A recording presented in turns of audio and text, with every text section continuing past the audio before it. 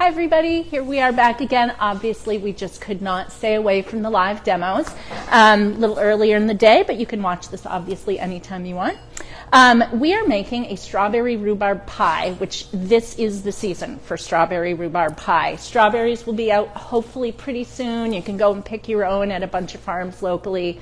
And rhubarb is already humongous. I'm going to talk about rhubarb in a sec, but I'm going to start the dough. But I do want to remind everybody that Saturday, 3 days from now, Thursday, Friday, Saturday, is spring into summer. We're going to have a huge tent sale over on the Customs House lawn. We're going to have a wine tasting right here in our new kitchen. We're going to have La Nef chocolate for chocolate tasting right here in the kitchen.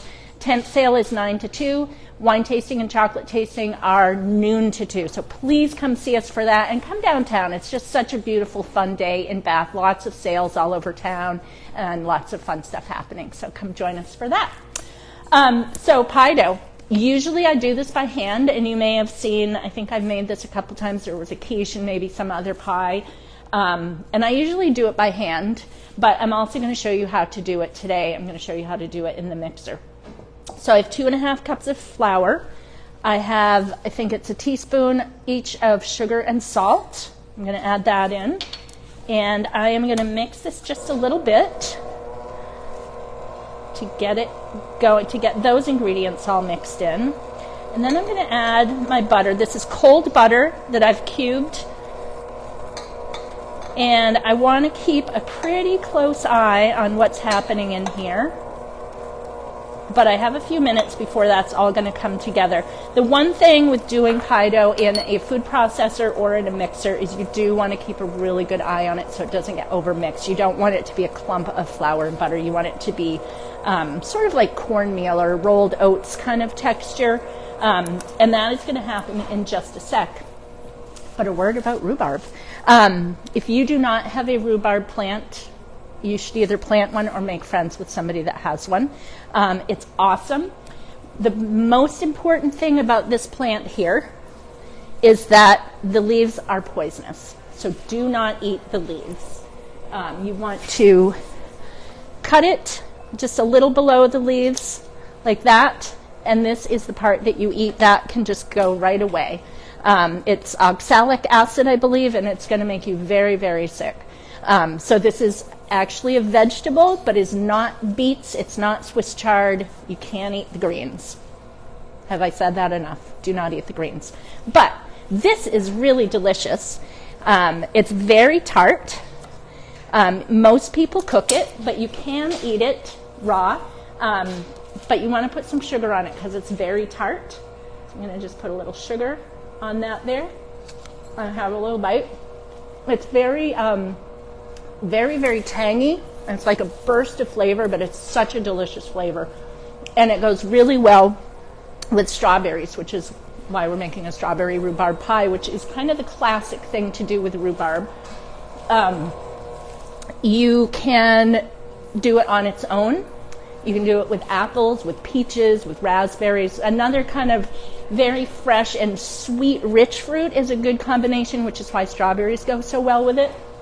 But you can use it on its own. My brother, the gentleman farmer in Maine, does a really delicious rhubarb crisp that is just rhubarb with a crispy coating on the top, and it is fantastic. So this is coming along. Let's see if you can see what's happening in here. The butter's breaking up. It's got a little ways more to go. But we want the butter to be mostly broken up and sort of broken up into little pieces and coated with flour so that it doesn't all melt out. That we don't want it actually mixed in or it'll be really tough and really hard to eat. I made a batch earlier, and I can probably actually start rolling that. This has been in the fridge for a little while. It's not hard as a rock, but it's been chilled, which also helps with the butter. And I'm going to take a little off here. And before you use the recipe that we've posted, give me a minute to kind of look it over because I think I might have put some wrong ingredients on there, wrong amounts.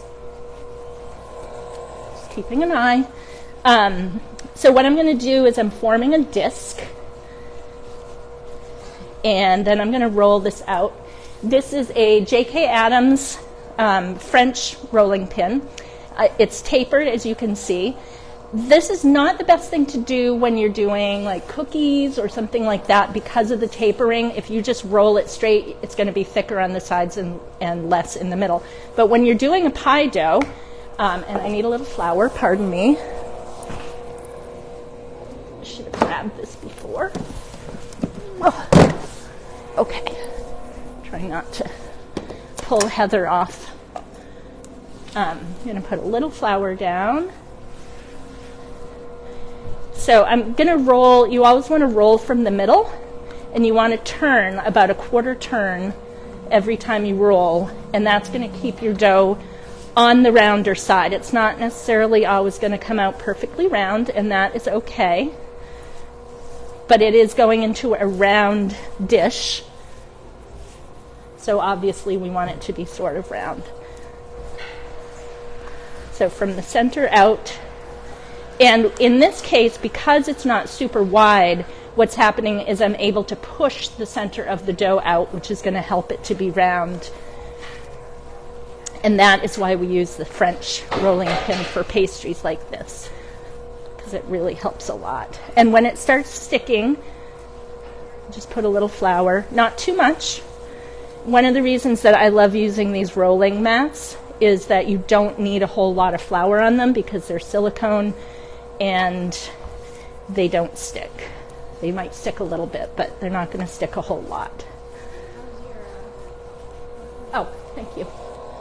And my dough is just about perfect. Thank you, Heather. I get sidetracked. So there's still a few kind of chunks of butter in here, but I think it's going to be okay.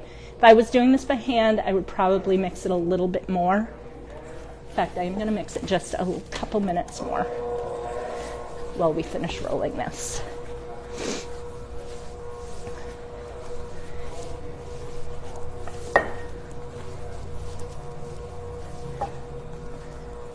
And we want this relatively thin, not super thin, not paper thin, but we want it relatively thin because we don't want a big glob of dough. And if you want it to cook through, you want it thin. If it's too thick, it'll just be very doughy and probably give you a soggy bottom, which those of us that watch the Great British Bake Off know is a bad thing. And don't worry about like cracking on the edges because we can fix that. So that looks about the right size. This is a Polish pottery pie dish. Isn't that beautiful? We have these in stock, and they bake beautifully. They bake beautifully, and so you can see where this was cracked when it was flat. It's actually kind of come together right there. And I'm just draping it over the sides. I'm not worried about it too much being uneven because I'm going to trim it in a minute. All right, let's finish our dough. So this is a nice consistency. The butter's broken up a little bit more, so it's not going to leak out all over the place when it cooks. And so the next thing I want to do is add some liquid. Recipe calls for lemon juice. I forgot to buy lemons, so I'm using vinegar. You can use either one, and really probably any kind of vinegar. This is red wine vinegar.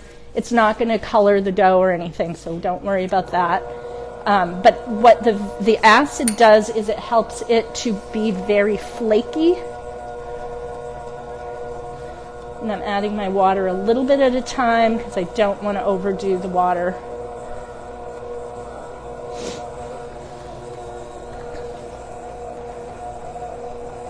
And that looks like it's probably pretty good. It looks like it's got enough moisture in it. So I'm going to just finish this by hand, mixing it up because I want to make sure that I'm getting all the flour off the bottom of the bowl. And I'm just going to mix it by hand now. And I may want a little bit more water. Just a dash, though, just a tiny bit, like maybe a teaspoon at a time. Do not add a lot at a time because then you add more flour, and then you add more water, and then you add more flour. And you also don't want to work it too much. Like I said before, with adding or mixing the butter into the flour, if you over mix it, it's going to be tough and chewy. And the only time we want to do it over was when we did the Cornish pasties, because we want them to really hold together, because that's how they carried the Cornish pasties around. And that video is on our YouTube channel if you're interested. So this is a nice ball of dough, and I would wrap this. I'm not going to do it right this minute, but I'm going to wrap that in plastic wrap, and that's going to go into the fridge for a little while, just to help it help the butter kind of settle and help the gluten settle and all of that.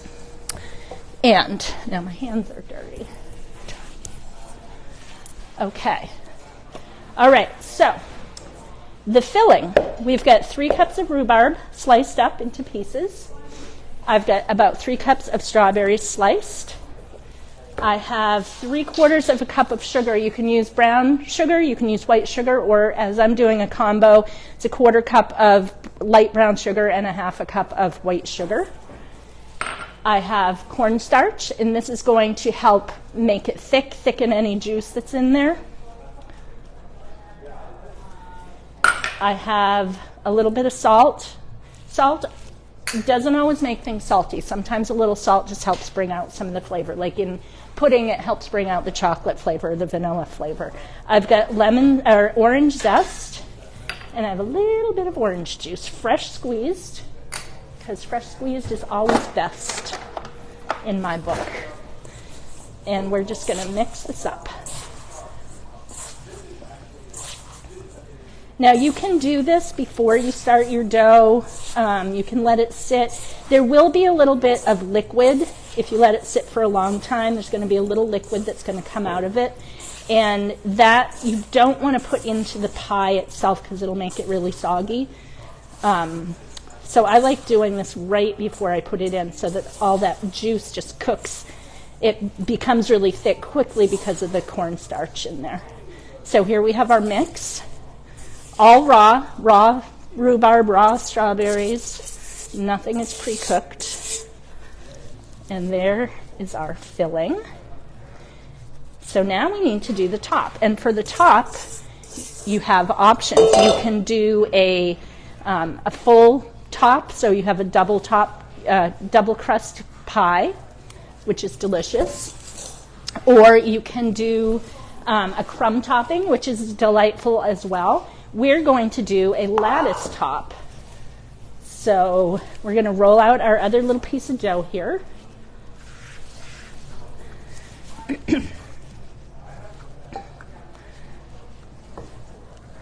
So the recipe for the dough is enough for 2 double crust pies. I think it's enough for 2 double crust pies. You might actually have some left over.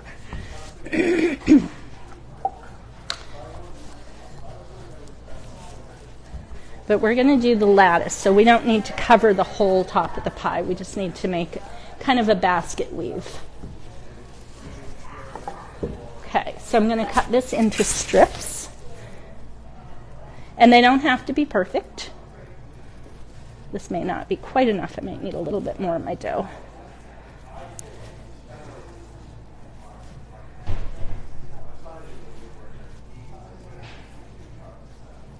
So about a 1/2 inch is fine. You can cut them a little thicker if you want to. And then I'm going to lay them across. You want to make sure you use the long pieces in the middle. Yeah, this isn't going to be quite enough, but I will show you how it works anyway, the easiest way to do it.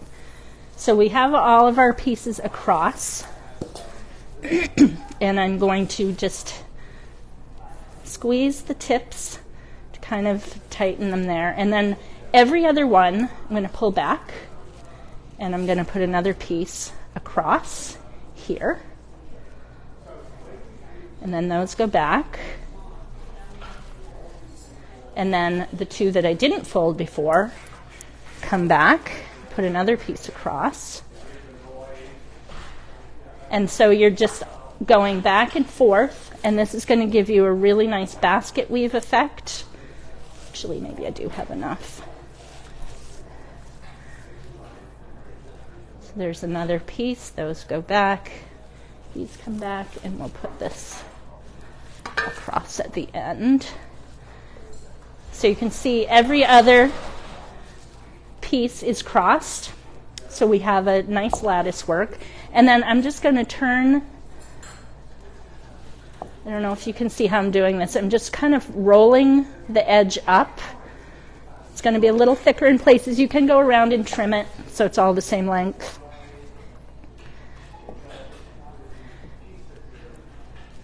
And then I'm going to crimp it. And again, you don't have to crimp it with the lattice work. You can just kind of form the edge or cut it so it's straight across.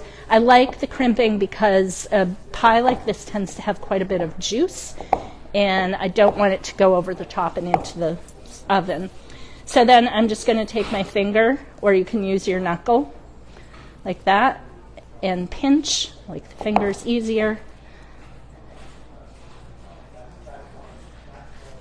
Not a perfect crust, but it's going to be delicious, so I don't really care. This is why I'm not a professional baker. As long as it tastes good, I don't really care what it looks like. This is going to go into a 400-degree oven for about 30 minutes, and then, for about 20 minutes. And then we're going to turn it down to 350 and let it go for about another half hour. You want the juicy stuff in there. You want it to kind of be bubbling up a little bit. It's a little low right there. And then you turn it down, let it go until it starts bubbling. It's a good idea to put this on a sheet pan in your oven just to be safe, even with the crimped sides. And you also may need a pie shield if it starts getting really dark around the edges. We sell pie shields here. If you have to, you can just use a piece of foil if you don't have one. The pie shields are a little easier to use, to be honest with you. I forgot to put my little dots of butter on the top, which I was supposed to do before. So if you have a double crust, this definitely goes on before the top crust goes on, or if you're doing a crumb topping. But it's going to be okay here. Again, not a professional baker. And then I'm going to brush the crust with a little egg wash. This is egg and water. You can use egg and milk if you want to. And this is going to help it brown evenly and make it like a nice golden and a little bit shiny. So it's going to be really yummy. And when this comes out of the oven, we are going to post a picture of it so you can see what it looks like in all of its glory. But that, my friends, is a strawberry rhubarb pie. And like I said, 'tis the season. Go get yourself some rhubarb. Go pick some strawberries when they're ready, or go to the store and buy some, or the farmer's market, and make yourself a beautiful pie and enjoy the spring. Don't forget to come see us on Saturday for Spring into Summer. Big tent sale over next door, 9 to 2. Wine tasting and chocolate tasting, noon to 2. And we can't wait to see you in our new kitchen. Thank you.